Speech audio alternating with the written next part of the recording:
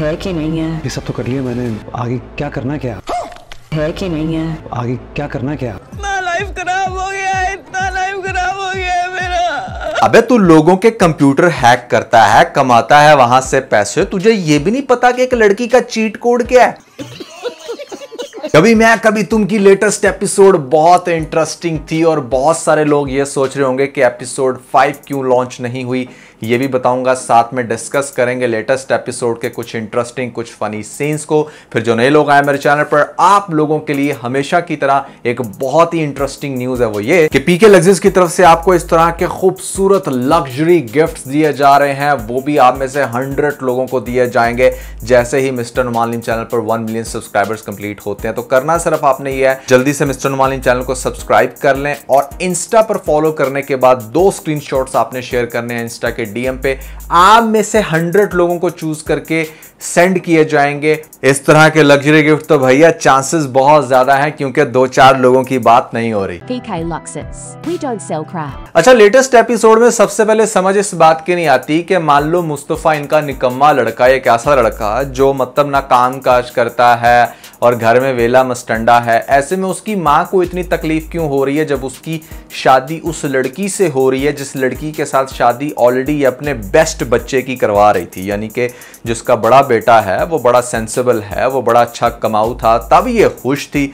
माएँ तो मतलब ज़्यादा खुश होती हैं उनके निकम्मे बच्चे की अगर शादी हो जाए इतनी डिसेंट लड़की के साथ। तो इसको इस जगह पर क्या तकलीफ है, ये आप लोगों ने मुझे बताना है। खास तौर पे मैं सीनियर लेडीज से पूछना चाहूँगा क्योंकि आप लोगों को शायद साइकी की अंडरस्टैंडिंग हो गई हो कि ये अपने छोटे बेटे के लिए इतना ज़्यादा क्यों फसाद इकट्ठा कर रही है। मुझे क्या पता। रजीना को इतने बुरे तरीके से उसने वेलकम किया, उसकी रस्में भी नहीं कर रही, और यहाँ पर भैया होने पे सुहागा ये होगा नेक्स्ट एपिसोड में कि हमारा जो मुस्तफ़ा है वो बहुत ही वियर्ड एक्ट करेगा। पहले तो वो आएगा ही नहीं और फिर जिस तरह से उसको उसके उस मेसी कमरे में भेज दिया जाएगा, आई बिलीव के जहाँ पर हर चीज़ बिखरी हुई है, और वहाँ पर आने के बाद मतलब उसकी ना हवाइयाँ उड़ी हुई हैं, उसे कुछ भी समझ नहीं आ रहा। शादी जैसे इतने बड़े डिसीजन को तो उसने हाँ कर दिया, अब उसे समझ नहीं आ रही कि आगे से कैसे चलना है। I think you being very sharp, at least कुछ तो यार इंटरेस्टिंग करते, या मान लो कि पहले ही दिन कुछ ऐसा करते कि इस लड़की का दिल जीत लेते। लेकिन हाँ, फर्स्ट इंप्रेशन बड़ा हार्ड दिया गया।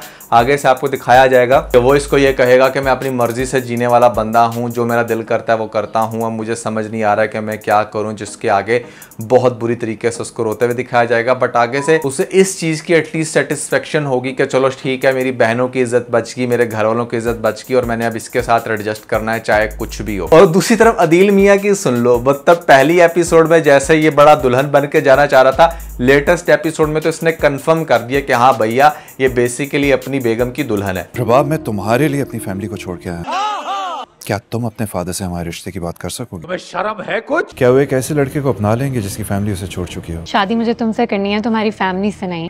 क्या बात है? उसके सामने बैठकर रिश्ते की जब बात हो रही होती है, इसके कमेंट्स चेक करो जरा। जी जी भैया अपना लेंगे, बड़ी खूबसूरत छमक छल्लो हो तुम, तुम्हें उसके घर वाले जरूर एक्सेप्ट करेंगे, बेफिक्र हो जाओ। आखिरकार तुम उसके घर ब्याह करके जा रहे हो और तुमने फाइनली उसके बाप को कन्विंस भी कर लिया। तो एक बड़ा स्ट्रेंज पॉइंट था जहां पर आपको दिखाया जाता है कि वो मर्द जो यहाँ पर दौलत पे बहुत ज़्यादा फिदा, औरत की दौलत पे ख़ास तौर पे मरते हैं, उनको क्या सलूक का सामना करना पड़ता है। और जो उसका बाप है वो इसको डेफिनेटली अपने ठुड्डे की नोक पे रखेगा, वहां पर वो इसको ठुड्डे की नोक पे रखेगा। यहाँ पर मुस्तफ़ा की जो माँ है ये पता नहीं क्यों रखेगी, इसकी समझ नहीं आती। लेकिन उसके बॉस की बेटी ने सिचुएशन बड़ी ज़बरदस्त तरीके से हैंडल की है कि उसने अपने बाप के ना उस वीक पॉइंट को जाकर हिट किया कि ठीक है भैया तू फिर अपना संभाल, यहाँ पर बैठकर बिजनेस, मैं तो जा रही हूँ अपनी मम्मा के पास। तो उसने सोचा कि यार बुढ़े वेले मुझे कहाँ पर इन कामों को संभालना पड़ेगा, मैं तो बड़े आराम से अमेरिका में इंजॉय कर रहा हूँ।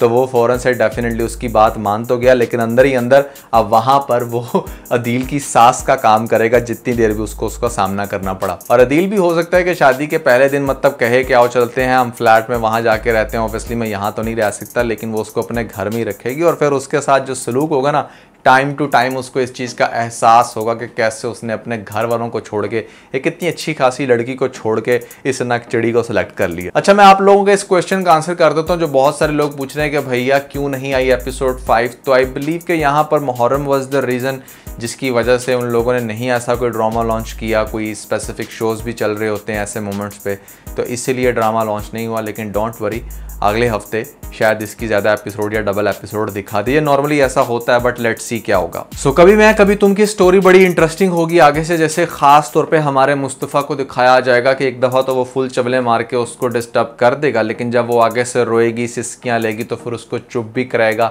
नेक्स्ट डे उसको अपने हाथ से नाश्ता भी करवाएगा और फिर उसका ख्याल रखेगा। इवेंचुअली थोड़ा सा टाइम लगेगा इनको एडजस्ट होने में, लेकिन आपको दिखाया जाएगा कि कैसे इस रिलेशन की ब्यूटी है कि बंदा फाइनली एडजस्ट कर लेता है, और वो इंसान जो दिल से अच्छा हो वो किसी भी हाल में आपको रख के अच्छे से सेटिस्फाई कर सकता है। That is what they are going to show in this drama. कमरे की हालत चाहे जितनी मर्जी बुरी है, कोई दूसरा ठीक नहीं कर रहा, तो यहाँ पर हमारी जो शर्जीना है वो खुद से ठीक करेगी।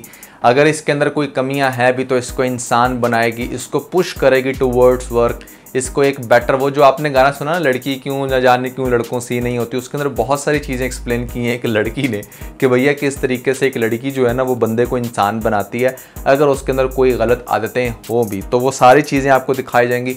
शर्जीना इसको एक परफेक्ट बंदा बना देगी, एक परफेक्ट बच्चा बना देगी। इसके घर वालों की नज़र में मुस्तफ़ा आइडियल बन जाएगा, लेकिन इसके अंदर एक पूरा जर्नी है जो आपको दिखाया जाएगा बहुत सारी एपिसोड्स में। दूसरी तरफ आपको दिखाया जाएगा कि हमारा जो अदील है उसको टाइम टू टाइम एहसास होगा। हो सकता है कि यहाँ पर अदील की माँ को मनाने के लिए उसका जो बाप है वो इस हद तक एग्री हो जाए, क्योंकि अदील जाने से पहले ये कह कर गया था कि आप जब भी बुलाओगे मैं आ जाऊंगी। तो माँ का बिहेवियर ठीक करने के लिए, क्योंकि माँ का बिहेवियर शर्जीना के साथ बहुत बुरा होगा, तो वो उसकी बात मानेगा कि चलो ठीक है मैं अदील को घर में बुला लेता हूँ। अब अदील को जब घर में बुलाएगा तो अदील अपनी बेगम के साथ आएगा।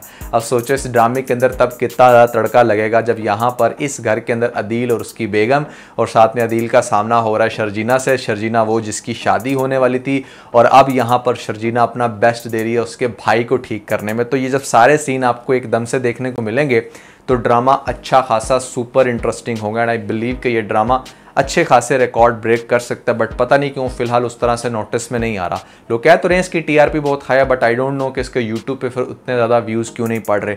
ड्रामा इंटरेस्टिंग है, आई होप कि आप लोगों को देखने का मज़ा आ रहा होगा। वीक में 2 एपिसोड्स आती हैं और ख़ास तौर पे फ़हद मुस्तफ़ा की एक्टिंग बहुत अच्छी है। शर्जीना है वो बिल्कुल हाला वाली लुक देने लग रही है इस ड्रामे के अंदर, बिल्कुल वैसे ही अफसुर्दा और सब कुछ जैसे मेरे हमसफ़र में आपको दिखाया गया था ना कि कैसे हस्बैंड वाइफ की एक अच्छी अंडरस्टैंडिंग हो तो ड्रामा इवेंचुअली फेमस हो जाता है। यहाँ पर उसका एक बहुत अच्छा मेजर चंक आपको देखने को मिलेगा। तो भैया दैट्स एवरीथिंग अबाउट कभी मैं कभी तुम। आई होप कि आप लोगों ने लेटेस्ट एपिसोड को एंजॉय किया होगा, खासतौर पर रिव्यू को भी।